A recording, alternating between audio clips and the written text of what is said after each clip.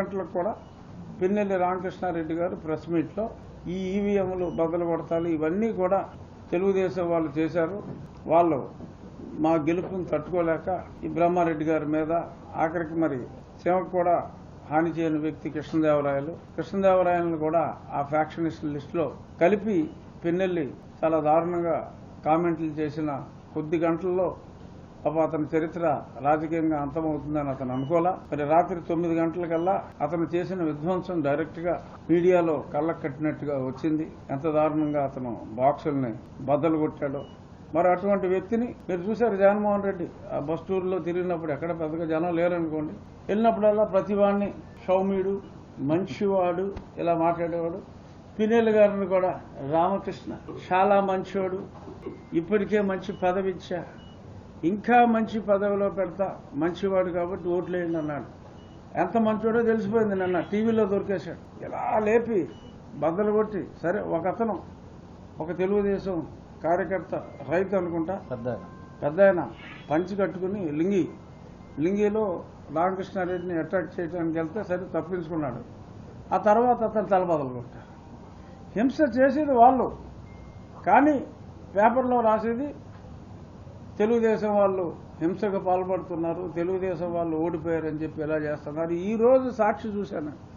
అసలు రాష్ట్రాల దీని గురించి పిన్నెల్లి రామకృష్ణారెడ్డి ఇచ్చిన స్టేట్మెంట్, నేనెంత 2 గంటల దూరంలో ఉన్నా, ఎప్పుడు కావాలంటే అప్పుడు వస్తా, పోలీసులు ఏదో రిక్వెస్ట్ చేశారు, దూరంగా ఉండు, నీకు మంచిది కాదు అన్నారని వెళ్ళానని చెప్పి ఆ స్టేట్మెంట్ రాశాడు తప్ప ఇతను బద్దలు కొట్టిన వ్యవహారాలు ఇవేమీ రాయలేదు. హింసకు రెడీ అవుతున్న తెలుగుదేశం పార్టీ బ్యాలెట్ బాక్సులు ఫోటో వేసి బ్యాలెట్ బాక్సులు అన్నింటినీ విధ్వంసం చేయాలని, ఓడిపోతున్నందుకు అల్లరి సృష్టించడం కోసం తెలుగుదేశం పార్టీ రెడీగా ఉందని చెప్పి ఇవాళ సాక్షి హెడ్లైన్. ఏ రోజైనా సరే మీరు చూస్తే ఆడేం చేద్దాం అనుకుంటున్నాడో, అంటే వైఎస్ఆర్ కాంగ్రెస్ పార్టీ వాళ్ళు ఏం చేయాలనుకుంటున్నారో దాన్ని తెలుగుదేశం పార్టీ వాళ్ళు చేయాలనుకుంటున్నట్టు, వీళ్ళు అరికట్టాలనుకుంటున్నట్టు రాయటం. మీకు వైసీపీ ప్లాన్ ఏంటో తెలియాలంటే సాక్షి పేపర్ చదవాలి. తెలుగుదేశం వాళ్ళు ఇది చేయబోతున్నారంటే ఆడ చేసేస్తాడు. అలాగా వక్రీకరించి వార్తలు రాస్తున్నారు. ఎన్ని ఎన్ని ఎన్ని వేషాలు వేసినా ప్రజలందరికీ కూడా అర్థమైంది. ఇక ఐప్యాక్ వాళ్ళకి చెప్పాడని చెప్పి వాళ్ళు ఈయనకి చెప్పాలి, వీళ్ళకి ఈయనకి, మరి ఈయన వాళ్ళకి చెప్పాడు. అక్కడికి వెళ్ళి అది పక్కన పెడితే మీకు విశాఖపట్నంలో పారిశ్రామికవేత్తలు సదస్సు జరిగింది. ఆ పారిశ్రామికవేత్తలు ఎవరండి? వాళ్ళందరూ ఐప్యాక్ టీమే. మహిళా పారిశ్రామికవేత్తలు అంటే వాళ్ళే.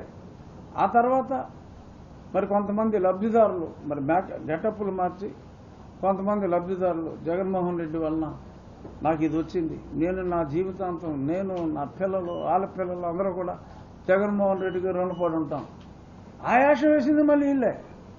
అక్కడ ఐప్యాక్లో నిజంగా సర్వే చేస్తున్నారా? ఐప్యాక్ సర్వే టీం కూడా మరి ఆర్టిస్టులతోనే నడిపిస్తున్నారా? పారిశ్రామికవేత్తలు వాళ్ళే, లబ్ధిదారులు వాళ్ళే, సర్వే చేసేది వాళ్ళే.